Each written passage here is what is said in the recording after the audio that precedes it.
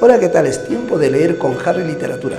Los invito a que puedan adquirir los 4 textos del curso de literatura y de esa manera, por la compra de los 4 libros, ustedes podrán tener acceso a las clases virtuales de todo el curso de literatura, todos los temas. En esta oportunidad te traemos un nuevo video de un tema muy importante, de un tema nuevo en el prospecto. Con ustedes, la épica griega y la Odisea.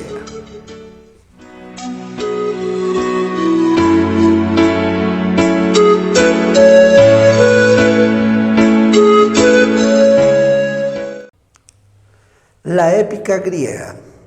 Como parte de la épica griega, lo primero que tenemos que conocer es datos sobre Homero, ¿no? Homero, que es considerado uno de los autores universales, ¿no?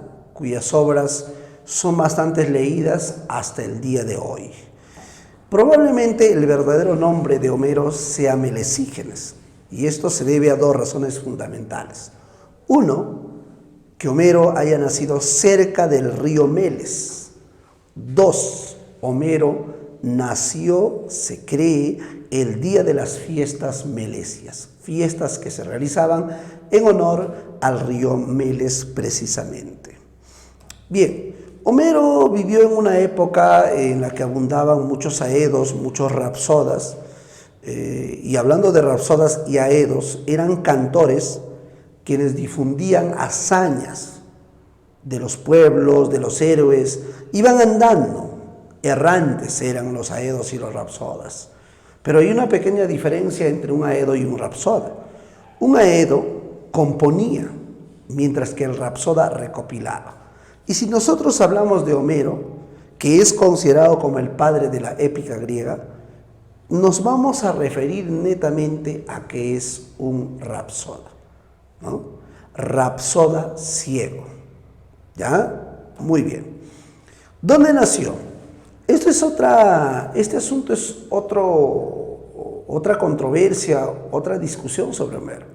Hay varias ciudades que podrían ser el lugar de nacimiento de Homero. Cime, Colofón, Ítaca, Pilos, Esmirna, Quíos, Argos, muchas ciudades. Algunos inclusive dicen que son 7 ciudades, pero yo tengo entendido que son incluso más ciudades, ¿no? Precisamente ahí está esa información. Varias ciudades se disputan de ser la cuna de Homero, y ahí está lo que mencioné: Salamina, Rodas, Colofón, Cime, Ítaca. Pero probablemente Homero ha nacido probablemente en Esmirna o en Quíos. Estas 2 ciudades tienen la mayor probabilidad de ser la cuna de Homero. ¿Por qué? Esmirna, ¿por qué? Bueno, el río Meles, donde nació Homero, cerca del río Meles nació Homero, ¿no? El río Meles pasaba por la ciudad de Esmirna. ¿Ven? Entonces hay una explicación. Ahora, ¿y por qué en Quíos? Durante mucho tiempo en Quíos se tuvo noticia de que un cantor ciego vagaba errante, cantando muchas hazañas. ¿Y quién es ese cantor ciego? ¿O quién podría ser ese cantor ciego? Pues Homero. ¿Cuándo existió? Esta es otra discusión. Hasta ahora solo se considera una probabilidad de que Homero haya existido entre el siglo IX y el siglo VIII a.C. Una época en que en Grecia la literatura se difundía de manera oral, una época en la que abundaban aedos y rapsodas. Entonces, por tal motivo, por tal razón, se cree que Homero probablemente haya existido entre el siglo IX y VIII a.C. ¿Qué es la cuestión homérica? Cuestión homérica es una discusión, es una controversia. 1, sobre si Homero existió. 2, si Homero es el autor de la Ilíada y la Odisea. Oiga, esos 2 puntos se dudaron durante mucho tiempo. La existencia de Homero era una incertidumbre. Que él sea el autor de la Ilíada y la Odisea también era una cuestión de duda. Por eso se denomina la cuestión homérica, pues, ¿no? que es una discusión sobre la existencia de Homero y sobre la autoría de los poemas homéricos. Cuando me refiero a poemas homéricos, me refiero a las dos grandes obras de Homero, la Ilíada y la Odisea. Hablando de poemas homéricos, ya mencioné hace un momento que son dos grandes epopeyas. ¿Cuáles son? La Ilíada y la Odisea. Cada uno de ellos con una denominación. A la Ilíada se le conoce como el poema de la guerra, porque está basada en la guerra de Troya. Mientras que a la Odisea se le conoce como el poema de la paz. Alguien me decía la vez pasada, profesor, pero ¿cómo va a ser el poema de la paz si en la Odisea también se ve que hay muertes, se ve que hay sangre y todo eso? Bueno, en su momento explicaremos por qué es considerada la epopeya de la paz. Bueno, el origen mitológico de estas dos epopeyas se encuentra en el mito de la manzana de la discordia. O sea, si nosotros vemos el antecedente de la Ilíada y de la Odisea, tenemos que ir al mito de la manzana y la discordia, ¿no? Cierto día que se casaban el mortal Peleo y la Nereida Tetis, una divinidad, y a dicha celebración habían asistido muchas divinidades. Claro, no habían invitado a Eris, que era la diosa de la discordia, pero ella se aparece en la fiesta. Y fiel a su estilo, sembrará discordia, como dejando una manzana dorada en el centro de la mesa, una manzana dorada, con una inscripción que decía, para la más hermosa. Y se disputaron la manzana tres diosas, tres divinidades, Atenea, Hera y Afrodita. Entre tanto, decidieron buscar un juez. Primero fue nominado Zeus, pero luego tuvieron que buscar otro juez, y esta vez buscaron al mortal más bello para que determine quién era la más hermosa de entre las tres. Era Atenea, Afrodita. Y ese mortal más bello era Paris. Al final Paris le entregó la manzana dorada a Afrodita. Y desde entonces Afrodita se convierte en la diosa del amor y de la belleza. Desde entonces. Y desde entonces también se genera una gran rivalidad entre Afrodita y Atenea. Claro, para lograr que Paris le entregue la manzana dorada, Afrodita le había prometido algo: el amor, la mujer más hermosa del mundo. ¿Y quién era la mujer más hermosa del mundo? Helena, reina de Esparta, esposa de Menelao. Tiempo después, Paris llega a Esparta, donde vivía el rey Menelao y su esposa Helena. Entonces Afrodita se encargó de que entre Paris y Helena surge el amor, hay amor. Y se van hacia Troya los dos amantes, Paris y Helena. ¿Y qué dice Menelao? Es un rapto, se han raptado a mi esposa. Y este es el supuesto motivo por el que la guerra inició, por el que la guerra de Troya se dio inicio. Pues supuestamente la guerra de Troya inició por el rapto de Helena. Entonces, en la Ilíada se cuenta una parte de la guerra de Troya. Terminada la guerra, muchos griegos volvieron a su patria, pero uno seguía peregrinando, uno seguía perdido, sin lograr llegar a su patria. Y ese señor era Ulises, Odiseo. Y eso se cuenta ya pues en la Odisea. Entonces, pero lo que quiero que quede claro es, fíjense cómo todo el origen de los dos poemas homéricos se encuentra en el mito de la manzana de la discordia. Ahí inicia todo. Luego la guerra, luego el retorno de Odiseo. ¿Ven? ¿Se dan cuenta? Allí inicia todo. Bien, a propósito de la Odisea, muchachos. El próximo examen de admisión que se va a llevar a cabo en marzo de 2020, el prospecto ha tenido pues algunos cambios. Es el caso de la Odisea. En el curso de literatura ahora ya no nos piden la Ilíada, ahora nos piden la Odisea. Entonces durante mucho tiempo, durante ya varios años se venía estudiando la Ilíada, pero ahora de pronto un cambio, ahora nos pide la Odisea. Entonces, es motivo para poder explicarles el día de hoy sobre la Odisea. La palabra Odisea está relacionada con aventuras, peripecias. Oye, no sabes, ayer me pasó una odisea.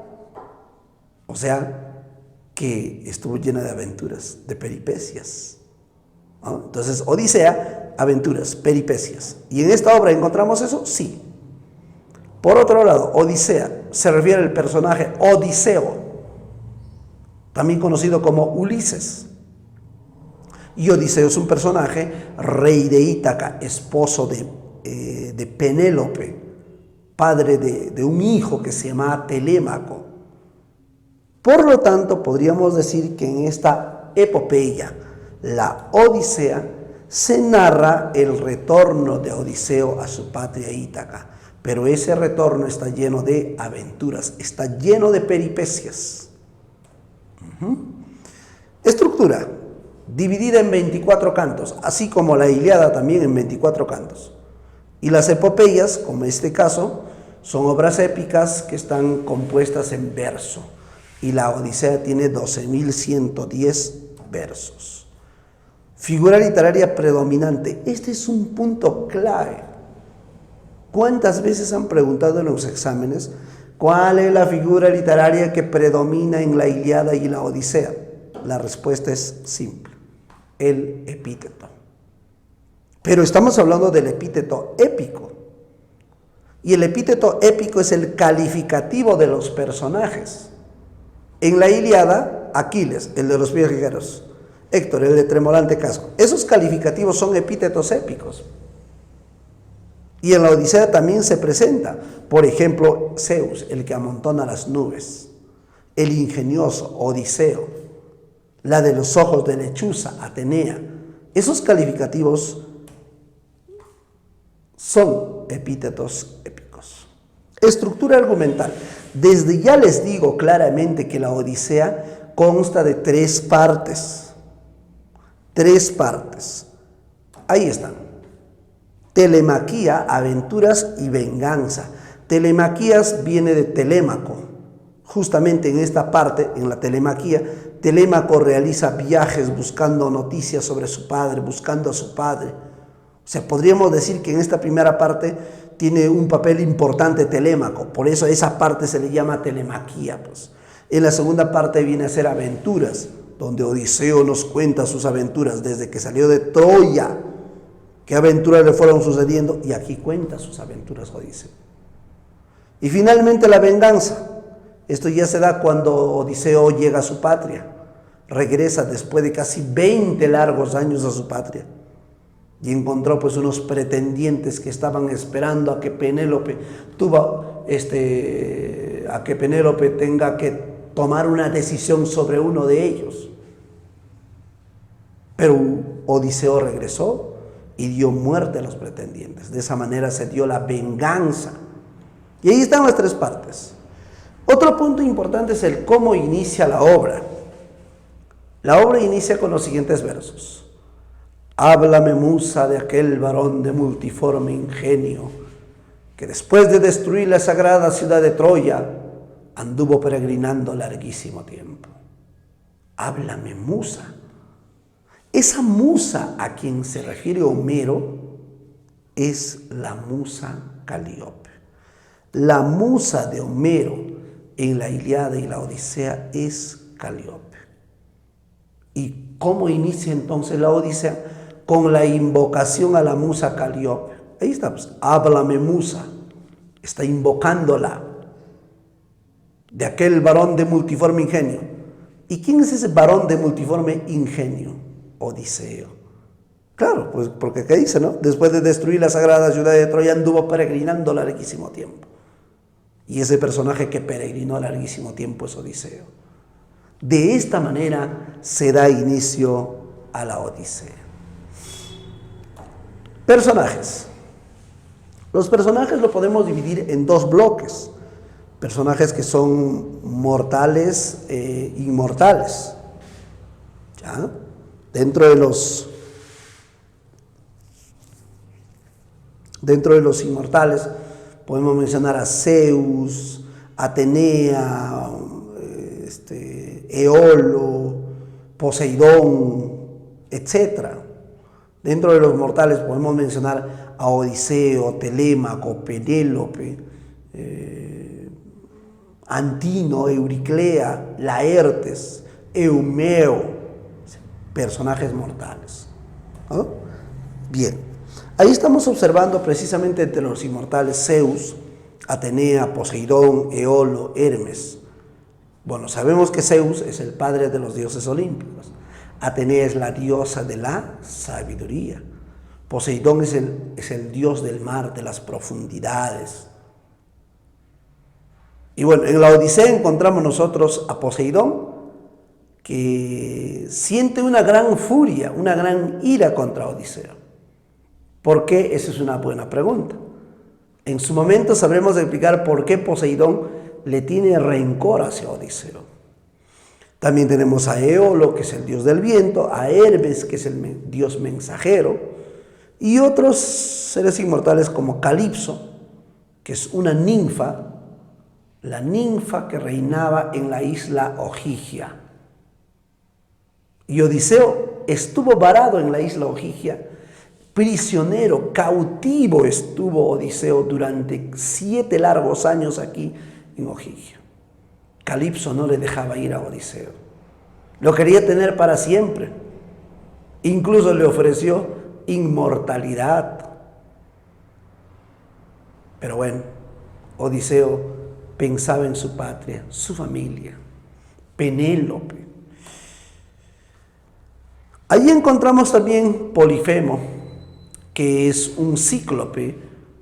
El cíclope Polifemo tiene un solo ojo en el centro de la frente, y este cíclope Polifemo es hijo de Poseidón. Tenemos la hechicera Circe, que habitaba en la isla Ea. ¿Ya? Entre los mortales tenemos a Odiseo, ya mencionaba, también conocido como Ulises. Es un héroe griego que participó en la guerra de Troya. Y si mal no recuerdo, y ustedes también se acordarán, que él es el que se ingenió el caballo de madera. Y gracias a eso los griegos pudieron entrar a Troya y destruir esta ciudad. Entonces, él es Odiseo, ¿no? Penélope, esposa de Ulises, simboliza la fidelidad. Esperó 20 años a su esposo. 20 largos años esperó a Odiseo. Bueno, ¿cómo no va a representar la fidelidad? Pues, Telémaco, que es el hijo de Ulises, Laertes, el padre de Ulises, Anticlea, madre de Ulises. Cuando Ulises regresa a su patria, ya Anticlea estaba muerta. Euriclea, que es una sirvienta leal de Odiseo. Cuando Odiseo llega a su palacio convertido en un mendigo, ella lo va a reconocer, Nausica, hija de Alcino. Alcino es el rey de los feacios. Antino es uno de los pretendientes, Antino, pero es de esos más fanfarrones, el que presume más, ese es Antino. Néstor, rey de Pilos, Menelao, rey de Esparta. Bien, allí tenemos algunos personajes. Ahora